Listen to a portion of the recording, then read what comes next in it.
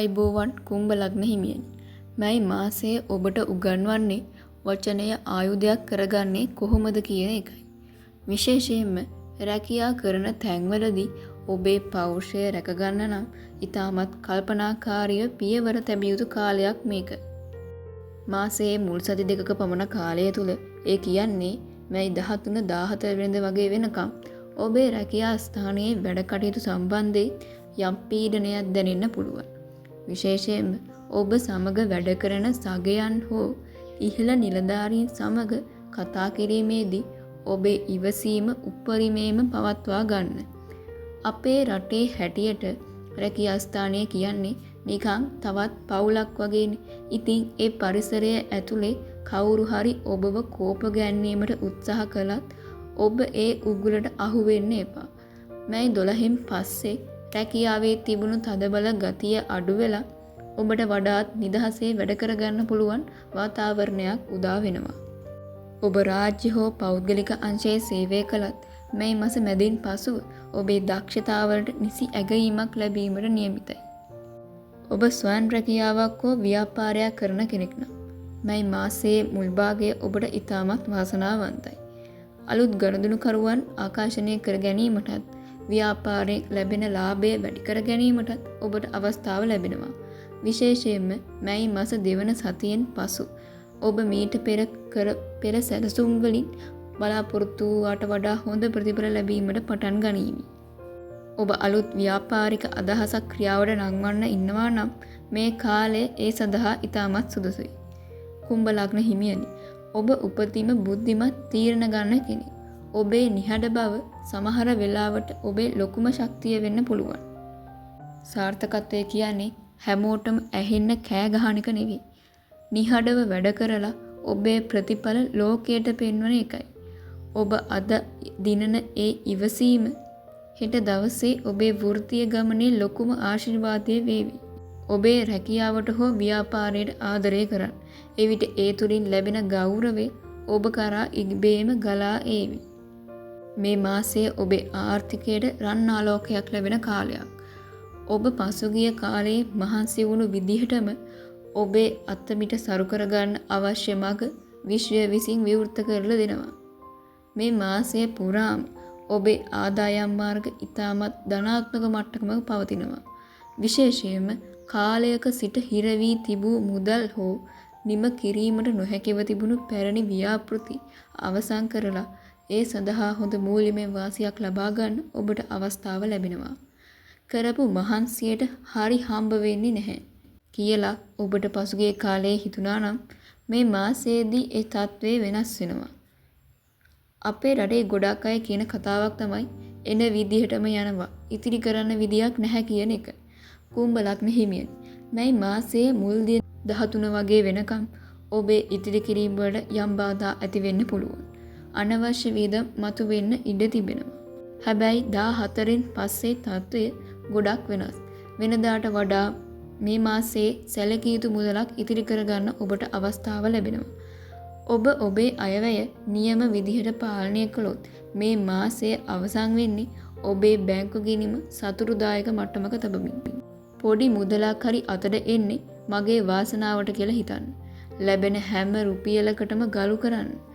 මට ලැබෙන මේ ආදායම මගේ සහ මගේ පවුලේ අවශ්‍යතා පිරිමහ ගන්න උපකාරී වීම ගැන විශ්වයට ස්තුතියි කියලා දිනකට වරක් හදවතින්ම පවසන්න. ඔබ ධනාත්මකව මුදල් දෙස බලන තරමට ධනය ඔබ කරා ආකර්ෂණය වෙනවා. ඔබ අනාගතය දෙස බලා වැඩ කරන කෙනෙක්. මුදල් කියන්නේ ඔබේ ඉලක්ක කරා යන්න උදව් කරන්න මෙවලමක් විතරයි. පොහොසත්කම කියන්නේ වැඩිපුර මුදල් තිබීම නෙවෙයි. ඇති දෙයින් සතුටු වෙමින් අනාගතේ සුරක්ෂිත කර ගැනීමේ හැකියාවයි. මේ මාසයේදී ඔබේ ආර්ථිකය ගැන අනවශ්‍ය ලෙස කලබල වෙන්න එපා. සැලසුම් සහගතව කටයුතු කරන්න. ඔබේ මහන්සියට නිසි වටිනාකම මේ මාසයේදී ඔබට අනිවාර්යයෙන්ම ලැබේවි. මේ මාසය ඔබේ සෞඛ්‍ය ගැන සීරුවෙන් වගේම විශ්වාසයෙන් ඉන්න ඕන කාලයක්. විශේෂයෙන්ම පරණ ලෙඩ රෝග ගැන අවධානයෙන් සිටීමෙන් ඔබට මාසයේ පුරාම සුව පහසුවෙන් ඉන්න පුළුවන්.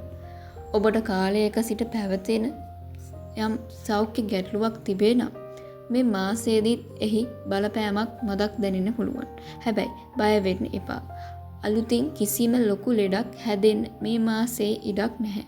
ඔබ පසුගිය කාලේ යම් අසනීප ගතියකින් පීඩා වින්දා නම් මේ මාසයේදී ඒ අපහසුතා ක්‍රමෙන් අඩු වෙලා යනවා ඔබට දැනේවි.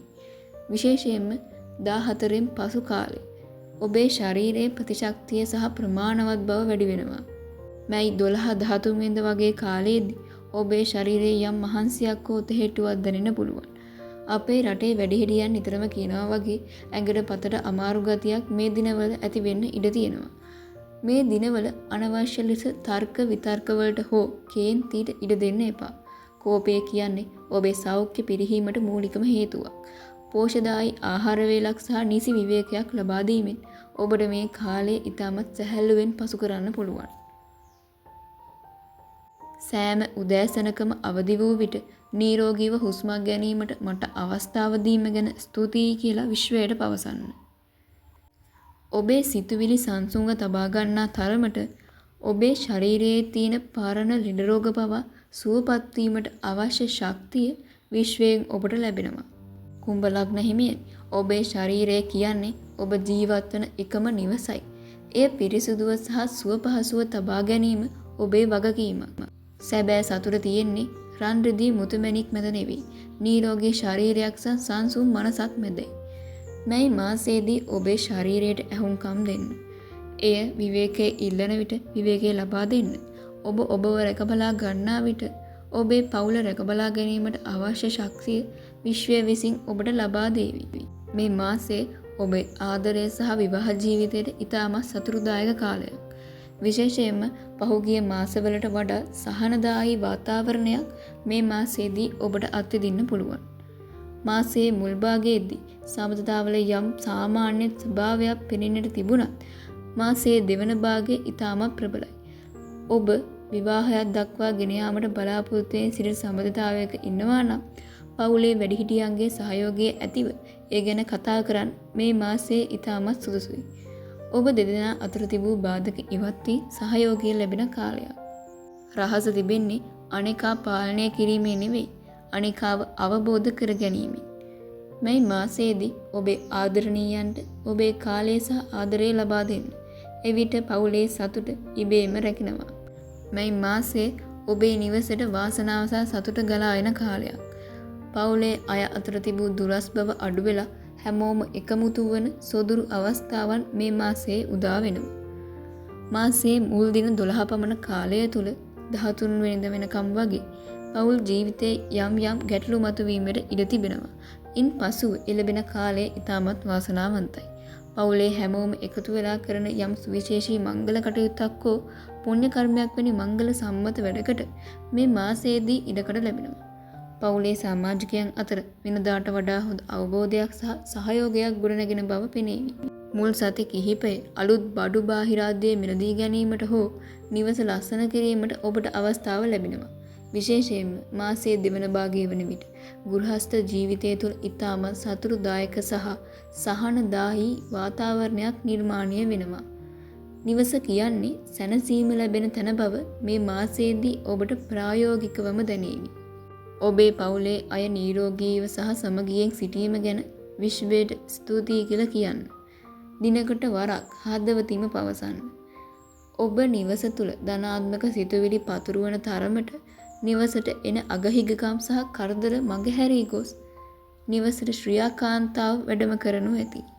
නිවසක් මාලිගාවක් වන්නේ එහි ඇති වස්තුව නිසා නොවේ. එහි වෙසෙන මිනිසුන් අතර ඇති ආදරය සහ සමගිය නිසායි. මේ මාසයේදී ඔබේ පවුලේ අය වෙනුවෙන් වැඩිපුර කාලයක් වැය කරන්න. ඔබ පතුරවන ආදරය හෙට දවසේ ඔබේ පවුලේ ලොකුම ශක්තිය බවට පත් වෙනවා. මාසය අවසන් වන්නේ ඔබ තුළ විශාල මානසික නිදහසක් සහ අනාගතය පිළිබඳ බලාපොරොත්තුවක් ඉතිරි කරමිනුයි. විශේෂයෙන්ම මාසයේ දෙවන භාගයේ ඔබට සෑම අතින්ම වාසනාව උදා කරන බව පෙනෙන්නට තිබෙනවා.